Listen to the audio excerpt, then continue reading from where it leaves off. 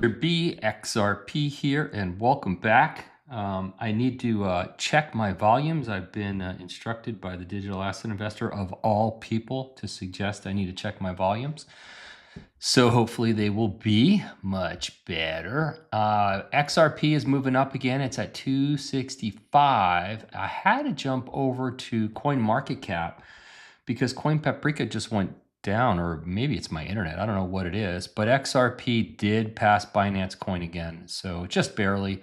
But Bitcoin's at 115, 164. Ethereum's at 41.31. Tether's holding comfortably at just under $1. XRP's at $2.66. I noticed this today. This was posted on X, and it said Justin, Apple and Microsoft have both crossed 4 trillion today. And that really started to make me think about Ripple and, their IPO, which is certainly going to happen sometime in the near future. So I'm going to talk about that with you in just a minute. I want to tell you my opinion on Ripple's IPO. I'm going to run you through the math, and I'm going to tell you something about IPOs that most people don't really know.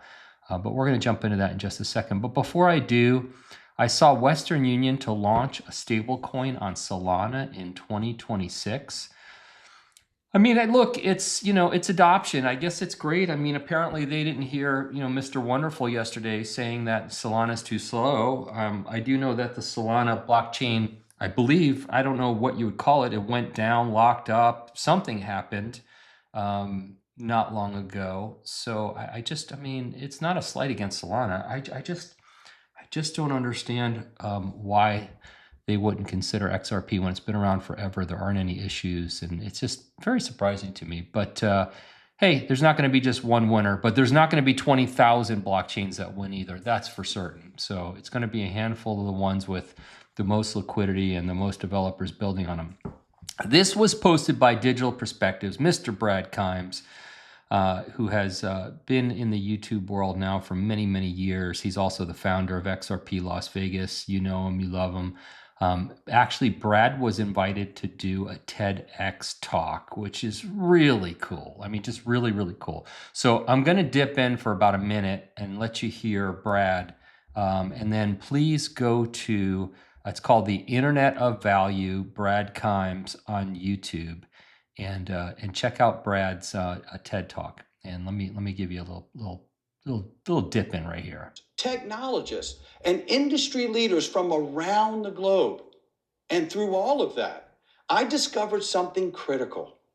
The biggest problem with money today isn't that it's just slow. It's full of friction. Here's what I mean. Every time money moves across borders, it doesn't travel in a straight line. It drags through a long chain of middlemen, banks, correspondent banks, clearinghouses, and every step takes time. And every step skims off a fee. That's one reason why the international businesses hold giant amounts of money trapped in bank accounts all over the world, just to keep the wheels turning. So here's where the breakthrough is happening.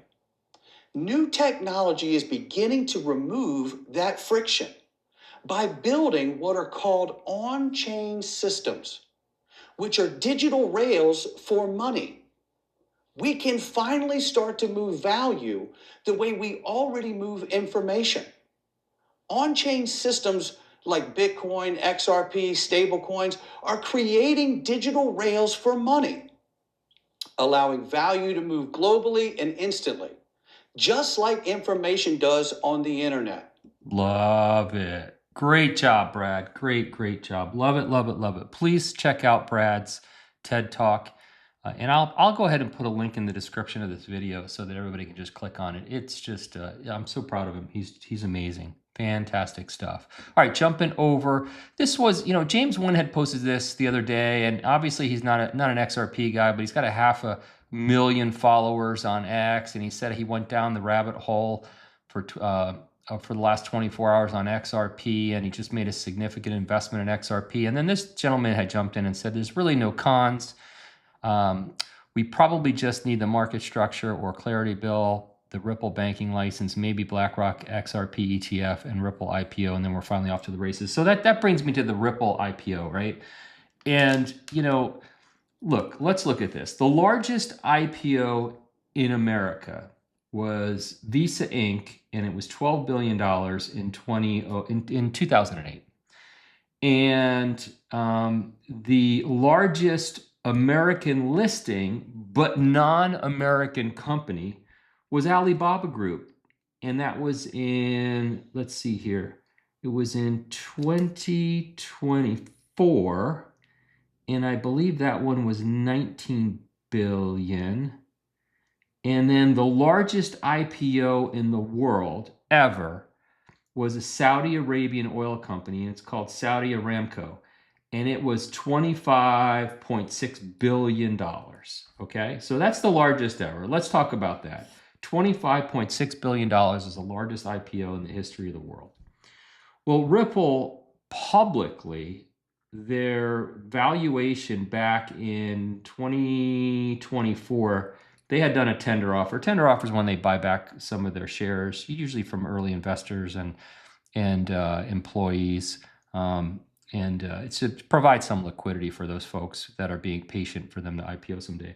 And that valuation came in at $11.3 billion, right? So now I'm going to take my calculator on my phone, and this is one of those moments that you have to turn the phone sideways because there's too many zeros, okay? So Ripple has approximately 40 billion XRP. If we take 40 billion XRP times, we multiply that, and we're going to use today's value, $2.65.